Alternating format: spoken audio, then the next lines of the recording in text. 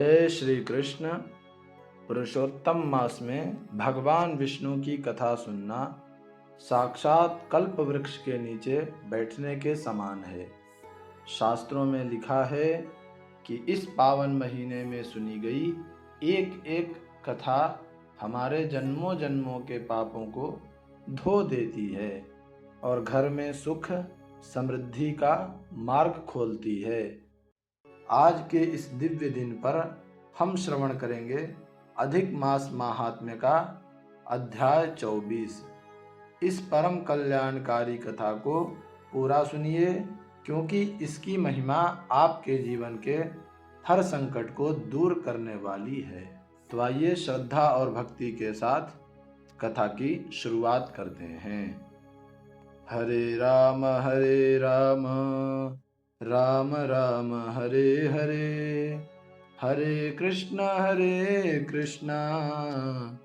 कृष्ण कृष्ण हरे हरे।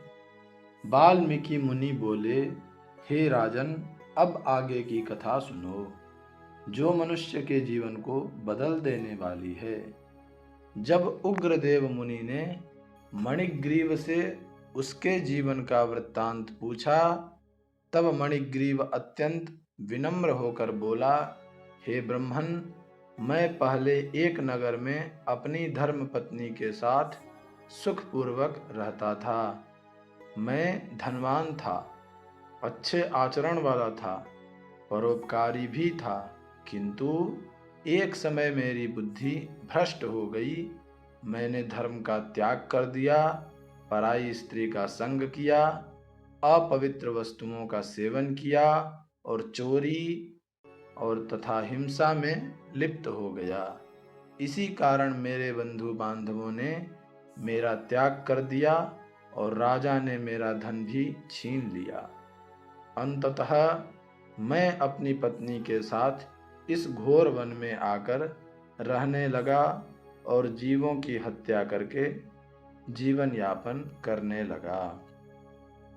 यह कहते हुए वह अत्यंत दुखी होकर बोला, हे मुनिश्रेष्ठ, अब आप ही मुझ पर कृपा करें और ऐसा उपाय बताइए जिससे मेरी दरिद्रता दूर हो जाए और मैं फिर से सुखी जीवन जी सकूं।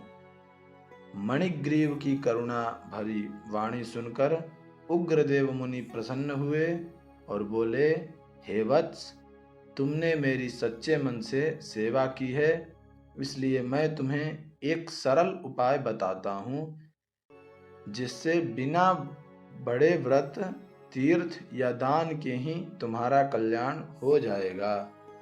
उन्होंने आगे कहा, कुछ समय बाद पवित्र पुरुषोत्तम मास आने वाला है। उस मास में तुम अपनी पत्नी के साथ नियम पूर्वक भगवान पुरुषोत्तम की प्रसन्नता के लिए दीपदान करना।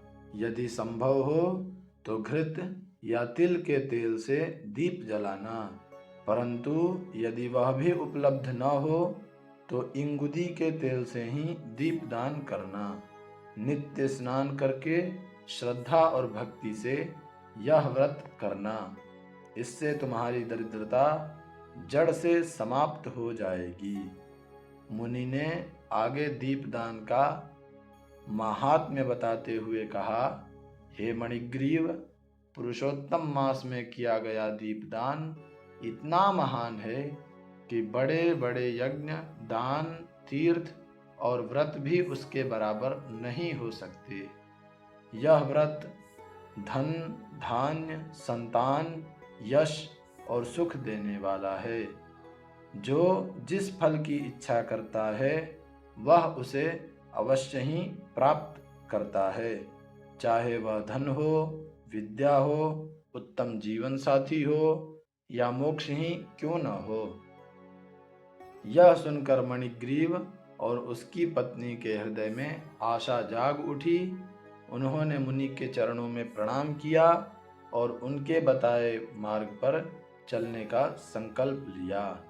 कुछ समय बाद जब पुरुषोत्तम मास आया, तब दोनों ने पूरे नियम और श्रद्धा के साथ दीपदान करना आरंभ किया।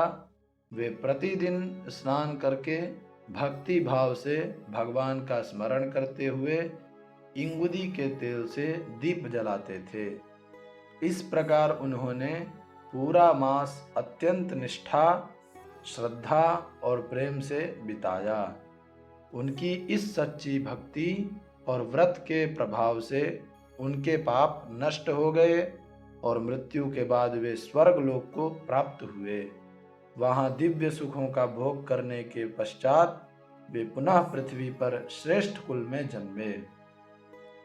वहीं मणिग्रीव आगे चलकर पराक्रमी राजा चित्रबाहु बना और उसकी पत्नी ही चंद्रकला के रूप में पुनर्जन्म लेकर उसकी अर्धांगिनी बनी।